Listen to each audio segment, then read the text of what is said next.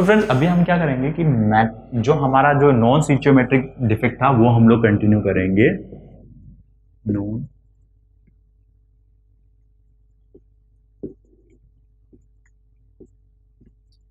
तो उसके अंदर सबसे पहला क्या आता है, मेटल डिफिशियंसी डिफेक्ट। अब देखो यहां पे लिखा है मेटल डिफिशियंसी डिफेक्ट, क्या समझ में आता है? मेटल है उसमें डिफिशियंसी है, उसको डिफेक्ट बोला गया है, ठीक है। तो मेटल में अभी हम लोग समझ लो, हम लोग कर लेते हैं, अगर समझो कोई भी एक मेटल कंसीडर कर लिया, लेट्स कंसीडर निकल ऑक्साइड, ठीक है। तो यहां पे मैंने NiO, फिर Ni, फिर O, फिर Ni, फिर O, सो मतलब ऐसा है ना, मैं ना अलग अलग मेटल बना दिए, ये मेरा मेटल एक कंपाउंड है। सो इसके अंदर क्या हुआ है ना, एक कोई भी एक मेटल अगर गायब हो गया,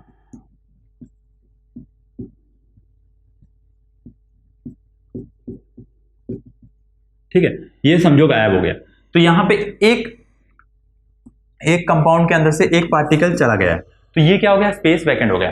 तो यहां पे क्या हो गया, ये मेटल के अंदर डिफिशियंसी आई है, एक एटम की डिफिशियंसी आ गई है उसके अंदर। मतलब कोई भी अगर दो सब्सटेंस मिलकर अगर एक मेटल तैयार कर रहे हैं, निकल ऑक्साइड समझ लो, उसमें तो निकल गायब हो गया है, तो यहाँ पे ऑक्साइड जो है, यहाँ पे एक वैकेंट स्पेस आ गया, ये एक हो गई डिफिशियंसी।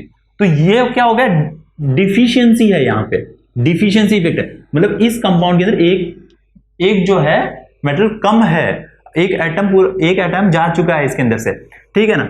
तो यहां पे क्या हो जाता है, यहाँ पे एक पॉजिटिव चार्ज, एक जो भी हमारा क्या हो रहा है, डिफिशियंसी आई है, दैट मींस एक जो है इलेक्ट्रिकली ये इक्वल करने के लिए क्या होगा, यहाँ पे कोई भी पॉजिटिव चार्ज कटायन, नहीं तो जो भी अनायन रहेगा, डिपेंड करेगा कि कौन सा चार्ज वाला अनायन या कटायन जो है उसमें से डिफिशियंस है, मतलब कम है, तो वो ऑक्यूपाई करेगा और उसको इलेक्ट्रिकली न्यूट्रल करेगा। सेकंड अगर हम लोग एग्जांपल देखेंगे तो इसके अंदर क्या होता है ना, मेटल एक्सेस डिफेक्ट होता है।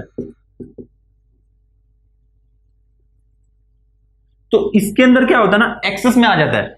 फॉर एग्जांपल अगर मैं जिंक ऑक्साइड का आपको एग्जांपल दूं, Zn, तो यहां पे क्या होगा ना, ZnO अगर हम लोग बोलेंगे एग्जांपल, तो यहां पे हमारा O2 प्लस 2 इलेक्ट्रॉन्स एक्स्ट्रा आ जाते हैं।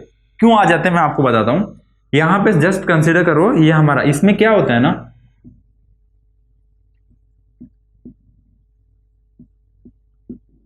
जिंक जो है, हम इसके अंदर एग्जांपल जनरली कंसीडर करते हैं हमारे जिंक का।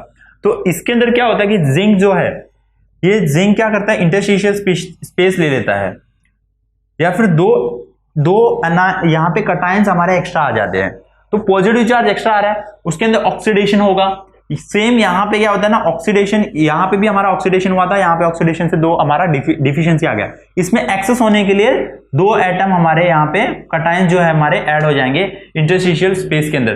क्या होता है कि जिंक क्या करता है, इंटरस्टिशियल स्पेस ले लेता है, तो उसको फिल करने के लिए हमारे कटायंस आ जाते हैं, तो इसलिए हम लोग उसको बोलते हैं मेटल एक्सेस डिफिशियंसी।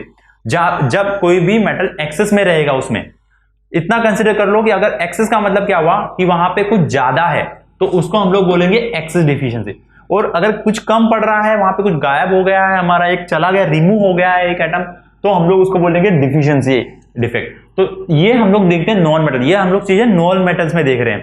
तो देखो जब भी यहां पे अगर कोई कटायन आ रहा है या यहां पे कोई इलेक्ट्रॉन जब ऑक्यूपाई करेगा, तो वो हमारा सेमीकंडक्टर भी बनेगा, इसलिए हम लोग उसको बोलते हैं सेमीकंडक्टर, जो बोलते हैं ना वो ये हो जाते हैं, उनके अंदर अगर इलेक्ट्रॉन आ गया, दैट मींस वो क्या कर पाएगा, इलेक्ट्रिसिटी उसके अंदर से फ्लो हो पाएगी। सो दैट्स व्हाई उसको हम लोग सेमीकंडक्टर भी बोलेंगे। तो ये हमारा था नॉन स्टिचियोमेट्रिक डिफेक्ट। अगर हम लोग इसके आगे हम लोग अभी देख लेते हैं, इसके साथ में इंप्योरिटी जो होते हैं वो देख लेते हैं। सो हमारा इंप्योरिटी जो है, अभी इंप्योरिटी जनरली किसको बोलेंगे, इंप्योरिटी क्या होती है, जब भी कोई भी हमारा अगर कोई भी प्योर कंपाउंड है, उसके अंदर कोई भी अगर स्पेसिफिक कोई भी चीज अगर अलग से मिक्स हो जाती है, तो हम लोग उसको इंप्योरिटी बोलते हैं। तो इंप्योरिटी जनरली हमारे दिया जाता है कि सॉलिड सॉल्यूशन बाय, अगर कोई भी सॉलिड सॉल्यूशन है, एलॉय आप कंसिडर कर लो। सबसे पहले एलॉय का मैं आपको एग्जांपल देता हूं। इसमें क्या होता है ना, जैसे समझ लो उसमें एक पहले एलॉय के अंदर कंसिडर कर लो हम लोग कॉपर जिंक। कॉपर का अगर हम लोग कंसिडर करेंगे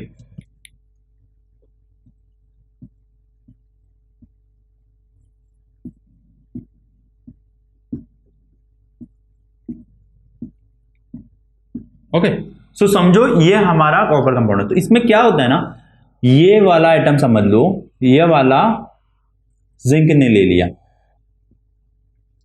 ये वाला भी जिंक ने ले लिया, बाकी सब CuCu है।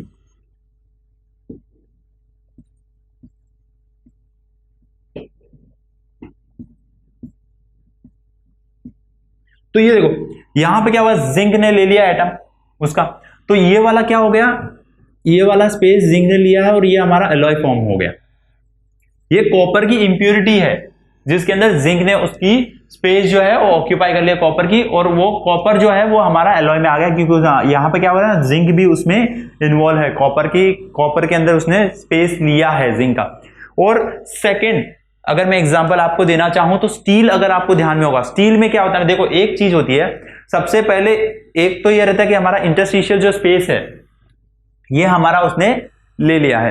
तो यहां पे एक तो वैकेंट स्पेस नहीं लिया है उसने, वैकेंट स्पेस नहीं, यहां पे वैकेंट स्पेस लिया है यहां पे, और ये वाला हमारा हो गया इंप्योरिटी, सॉलिड के अंदर जो इंप्योरिटी होती है वो होती है।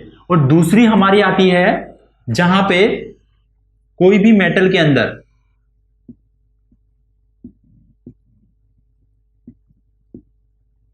इसने वैकेंट स्पेस लिया हुआ है, यहाँ पे कॉपर का जिंक ने लिया हुआ है, और यहां पर दूसरा जो रहता है उसके अंदर क्या होता है ना कि कार्बन आ जाता है कहीं पे भी,